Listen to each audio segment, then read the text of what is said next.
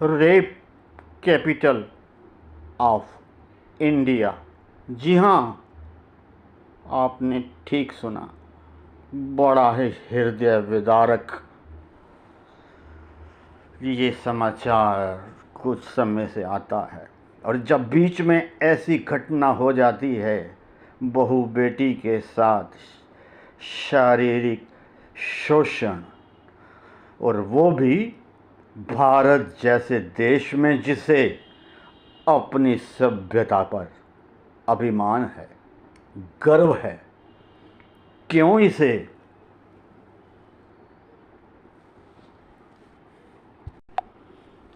इसे rape capital of India कहा जाता है? दिल्ली को पूरी तरह सच्ची है। हाल ही में कुछ ऐसी घटनाएं हुई हैं, निर्भया से लेकर अब कलकत्ता के डॉक्टर तक, जो शारीरिक शोषण हमारी बहू बेटियों नारी के संग हुआ है। मन मस्तिष्क झंकृत हो उठता है ऐसे समाचार सुनकर। ऐसा क्यों है? आज मैं इससे पर कुछ कहना चाहूँगा। बात कुछ कड़वी भी लगेंगी आपको। लोग कहते हैं कि सच्चाई कड़वी लगती है। पता नहीं सच्चाई कड़वी क्यों लगती है, सच्चाई तो मीठी लगनी चाहिए। सच्चाई बोली, बात ख़त्म। झूठ बोलो, सारा उम्र आपकी बदनामी होगी, और एक झूठ छुपाने के लिए कई झूठ बोलने पड़ते हैं। बात तो समझ से परे हो जाती है। तो जो ये शारीरिक शोषण भारत में लगातार हो रहा है, जिस का संदेश सारी दुनिया में जाता है, भारत के गांव से लेके शहरों तक ये समाचार जाता है, तब बहुत पीड़ा होती है। अब प्रश्न ये है कि ये कौन लोग हैं जो ये कार्य करते हैं? यानी RAPE और बाला कहते हुए भी ज़बान कपकपाती है कि नारी संग ये शारीरिक शोषण करने वाले ये लोग कौन हैं? जी हाँ, इंसान हैं, दो पैर वाले। इनमें गोरे भी हैं, काले भी हैं, पढ़े लिखे भी हैं, अनपढ़ भी हैं, रक्षा चलाने वाले भी हैं, और पढ़े लिखे व करोड़पतियों के बेटे भी हैं। और तो और इनमें धर्मगुरु सो कॉल्ड तथा कथित वो भी हैं, राज दरबारी भी हैं, और IAS ऑफिसर स्वयं और उनकी औलाद भी है। बड़ा ही बर्बर दृश्य आँखों के आगे आता है। दोस्तों, ये कुकर्मी अमीरों में, अमीर देश में नहीं है, ना ही गरीब लोगों में हैं। यानी कि बस्तर जैसे आदिवासी क्षेत्रों में ये बीमारी बिल्कुल नहीं है। हालांकि वो अंगूठा छाप हैं, वो कितनी इज्जत के साथ परिवार में रहते हैं, इसके पीछे कोई ना कोई बात तो रही होगी। और हमारे कुलीन तथा कथित कुलीन वर्ग के लोग जब ऐसा कार्य करते हैं तो पीड़ा तो होती है। अमीरों में भी नहीं है। हालांकि दूसरी ओर कुछ भारत के अमीरों में ये चीज़ ज़रूर पाई जाती है कि वो उनका पैमाना होता है कि जब तक वो अबला का चीर हरण ना करें, उनकी अमीरी को खाद नहीं प्राप्त होती। मैं जिन अमीर देशों की बात कर रहा हूँ उनमें स्कैंडिनेवियाई और नॉर्डिक देश जैसे Norway, Sweden, Denmark, Iceland, Finland, उन निवासियों ने तो आरएपी शारीरिक शोषण नाम की बला सुनी भी नहीं होगी। देवियों, सज्जनों, मित्रों, हैरानी की बात तो ये है, जैसे मैंने कहा, ये आदिवासियों में नहीं है, ये जानवरों में भी नहीं है। जंगल का राजा शेर है, उसी के वर्ग जेनेटिक मेकअप मिलता जुलता जो जानवर हैं, माना जैसे चीता है, बाघ, टाइगर है, गुलबर्गा है और अन्य जानवर हैं। कभी देखा है किसी जानवर ने जानवर के साथ शारीरिक शोषण किया हो? हम इतने गए गुजरे हैं, यानी कि जानवरों से भी बदतर हम इस प्राकृतिक रूप से फैले हुए सुंदर देश के जो लोग हैं वो इतने गए गुजरे हैं। अब सवाल उठता है ये कौन लोग हैं? जैसे मैंने बताया कि ये लोग किसी भी वर्ण के हो सकते हैं, किसी भी रंग के हो सकते हैं, अमीर भी हो सकते हैं, गरीब भी हो सकते हैं। बाहर की बात कुछ अलग है, जानवरों में ये चीज़ कतई नहीं है। तो ये कौन लोग के बाद जो दूसरा प्रश्न तुरंत मन में आता है कि अब सवाल जो आता है कि ये इस प्रकार की क्रिया में मूलवित संलग्न क्यों होते हैं? इस मानसिकता के ये जो नपुंसक पुरुष हैं, इसके जो देखने में आया है, ये जो तथाकथित इंसान ऐसी हरकत करते हैं, उसके पीछे उन्हें मर्दानी ताकत दिखाने की चाहत रहती है। नारी से बदला लेने के लिए इससे बढ़कर कोई उन्हें हथियार समझ में नहीं आता। दूषित मानसिकता तो रहती है, बचपन में माँ बाप का प्यार न मिलना इत्यादि शामिल हैं। दोस्तों, भारत के लोग दुनिया में सबसे ज़्यादा कामुक हैं। जी हाँ, काम, क्रोध, लोभ, मोह, अहंकार। काम अगर सही ढंग से यूज़ किया जाए तो संसार इसी से सजता है। लेकिन ये जो कामुक भारतीय हैं, नंबर 1 हैं। आगे चलकर हम बात करेंगे कि ऐसा क्यों है। जैसा समय समय पर सारे देश में जब ऐसी घटना होती है, मैंने वीडियो के शुरू में बताया, निर्भया से लेकर कलकत्ता की घटना तक शोर मचता है। गलियों, कूचों, चौबारों, शहरों, मीडिया, पत्रकारी जगत में फिर सन्नाटा। हैरानी की बात यह है, निर्भया हत्याकांड के बाद तो फास्ट ट्रैक बनी और जस्टिस वर्मा ने बहुत इस पर सरकार को काम करने के लिए कहा। अब परेशानी कहाँ आती है? जो लोग ऐसे कुकर्म में शामिल होते हैं, उन्हें पता होता है कि होना तो कुछ नहीं, क्योंकि पुलिस कभी पकड़ नहीं पाती, कभी अपराधियों के गुनाहों को न्यायालय में साबित नहीं कर पाती, और फिर फास्ट ट्रैक के होते हुए भी तारीख पे तारीख यानी मुकदमा लंबा खिंचता है। और फिर जो ये कुकर्मी है उसे पता है कि अगर मुझे जेल भी हो गई तो जेल में रोटी तो मुझे मिलेगी ही। जी हाँ, यह भी एक बहुत बड़ा सत्य है।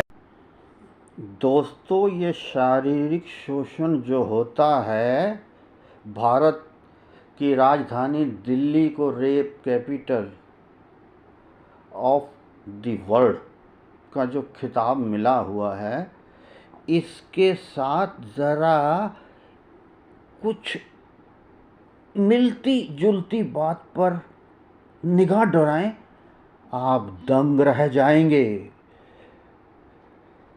दोस्तों, ये हाल तो तब है जब 2 बार इस देश में नवरात्रे आते हैं, जिसमें नारी शक्ति की पूजा की जाती है, 9 देवियों की। 2 बार नवरात्रों में कन्या पूजन किया जाता है। राखी के त्योहार पर बहना के चरण स्पर्श किए जाते हैं। दुनिया के 4 धर्म की जननी यही भारत है जहाँ ये कुकर्म हो रहे हैं। यानी दुनिया के 8 धर्म में 4 धर्म यहीं पैदा हुए, फले फूले और विकसित हुए, जिसमें हिंदू, मुस्लिम, सिख, ईसाई। यही नहीं, इसी भूमि पर 6 शास्त्रों की रचना, 4 वेदों की रचना, 18 पुराण, 27 स्मृतियाँ, ऋषि मुनियों के देश, 33 करोड़ देवी देवता। कोई दिन नहीं जिस दिन कोई त्योहार ना हो। लेकिन इस पर इस जो मैंने बातें बताई, ये चाशनी चढ़ा दी जाती है इन सारी बातों को जो मैंने जिक्र करी, इस देश में जो होती हैं शारीरिक शोषण के ऊपर। अभी बात खत्म नहीं हुई। इसी देश में गर्व से कहो हम भारतीय हैं। कहने की ज़रूरत क्यों पड़ती है? क्या तुम्हें शक है? जो गले में पट्टा डाल के अगरचे कोई शख्स या मैं बाजार चलूं कि मैं इंसान अच्छा हूं, इसका मतलब क्या हुआ? कि मेरे में कुछ कमी है या इन्फीरियरिटी कॉम्प्लेक्स का शिकार हूं? ये कहने की ज़रूरत क्या है? गर्व से कहो हम भारतीय हैं। इसके अलावा सप्रेस करने के लिए मेरा देश महान, वसुधैव कुटुंबकम के जलवे भी दिखाए जाते हैं। इस देश के नामर्द वर्ग, मैं नामर्द ही कहूँगा उन्हें, के जो तथाकथित पुरुष हैं ना, वो विदेशियों को भी नहीं छोड़ते।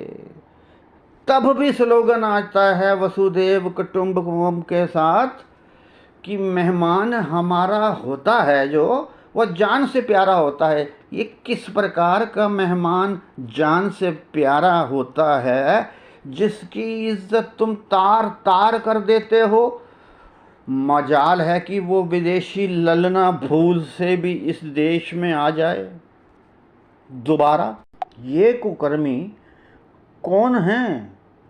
क्यों करते हैं ऐसा कुकर्म? इसके कुछ कारण मैंने बताए। लेकिन अभी बहुत कुछ और है कहने को। अब आगे चलें, मानव सभ्यता के 7-8 हज़ार साल के इतिहास में जाना होगा। युगों के प्रारंभ में जब त्रेता युग के अवतारी पुरुष ने अपनी पत्नी को घर से निकाल दिया क्योंकि वह किसी के यहाँ कैद थी, उनकी अग्नि परीक्षा भी ली गई। हालांकि उनकी पत्नी कह सकती थी, आप भी मेरे से अलग रहे हो, आप भी अग्नि परीक्षा दो, मगर नहीं। ये पौरुष नुमा संसार जो इस देश में विकसित हुआ, इसको खूब ऑक्सीजन हमारे धर्म गुरुओं ने दी। तभी तो याद आती है वो बात, औरत ने मर्दों को जन्म दिया, मर्दों ने उसे बाजार दिया। और तो और सज्जनों, भक्ति काल के एक संत ने भी नारी को ताड़न के अधिकारी का पात्र बताया। फिर तो द्वापर युग, सतयुग तो सतयुग है, उसमें तो कुछ ठीक ही रहा है। जो ये किंवदंतियाँ या जनश्रुति हैं या मिथ्यास है। उसके बाद जो द्वापर का युग जब आता है तो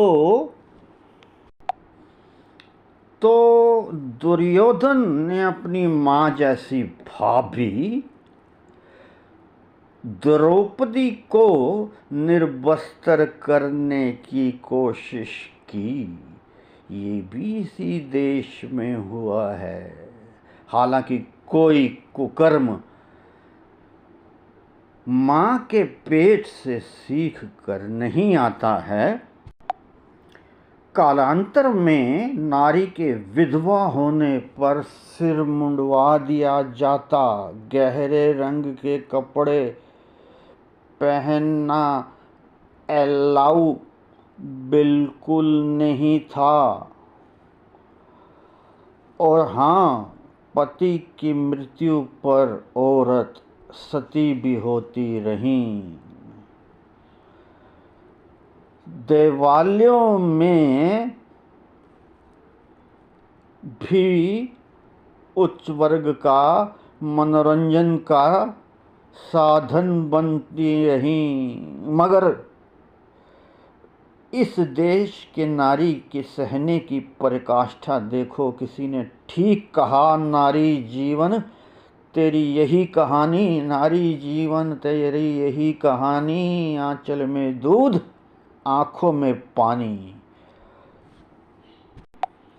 हमारे रसूखदार व्यक्ति तथाकथित धार्मिक गुरु, हमारे शास्त्रों के मिथिक प्रसंग, देवालयों की कुप्रथा, हमारे सड़े गले संस्कार, कर्मकांड, अंधविश्वास, विश्वासों, बल्कि एक अंधविश्वास नहीं, मल्टीपल अंधविश्वास ने भी आग में घी का काम किया। बेटी को कन्या का दान बताया गया पुरोहितों ने, और हमने बड़े आदर से स्वीकार किया। बेटी की शादी, कन्या का दान, अरे बालो, तुम बच्चे को जन्म तुमने दिया, लोरियां आपने झुकाई, ये दान वाली बात क्या आती है? दान, इंसान का दान किया जाता है क्या? हमारे सिनेमा घरों ने भी बड़ी कमाल की खेल खेली। बहती गंगा में हाथ धोने के लिए चल पड़े। नारी को एक गाना या गीत में कह डाला, तू चीज बड़ी है मस्त मस्त, यही कहते रहे।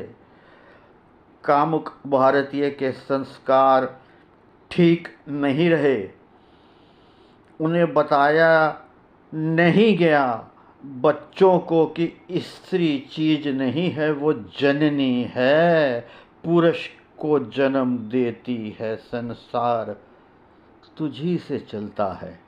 अगर कोई कामुकता का लक्षण किसी बच्चे में दिखा, उसकी काउंसलिंग नहीं की गई, ना उसे समझाया गया। गलती तभी होती है बच्चे को, अक्ल नहीं, बड़ों ने समझाया नहीं। ये समझाने का स्तर घर और स्कूल दोनों पर पड़ा रहा। नैतिक शिक्षा का जो पाठ पहले स्कूलों में पढ़ाया जाता था, वो तो गायब ही कर दिया गया।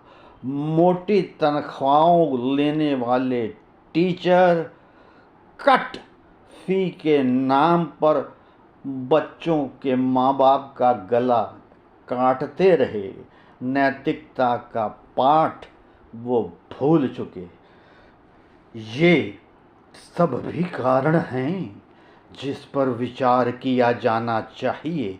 एक दूसरे से निटिड हैं, कनेक्टेड हैं मान्यवर। अभी तक हमने देखा ये कुकर्मी कौन है, इसके कारण क्या हैं। अब उपाय भी तो खोजने हैं कि ऐसे अपराध हों ही नहीं। उपायों में त्वरित उपाय और दीर्घकालीन उपाय आते हैं। सबसे जो इमरजेंसी ट्रीटमेंट या इलाज ऐसे कुकर्मियों के प्रति होनी चाहिए, वो तुरंत सजा मिलनी चाहिए। दोषी पाए जाने पर तुरंत और बंधीकरण यानी नसबंदी, ये भी एक त्वरित। और भी कई उपाय हो सकते हैं। दीर्घकालीन में एक मुहिम चलाई जाए, घर परिवार समाज से लेके गांव गली कस्बे से लेकर पूरे राष्ट्र तक, और बच्चों को समझाया जाए बेटा, नर और नारी प्रभु ने जो पैदा किए हैं, बड़ा सुंदर रिश्ता है। आप काम की बात जब हम करते हैं तो काम क्रोध लोभ मोह अहंकार का पहला काम, उसकी जिंदगी में क्या महत्वता है उसके बारे में भी थोड़ा सा टूक मात्र, ज़्यादा नहीं, बता दिया जाए।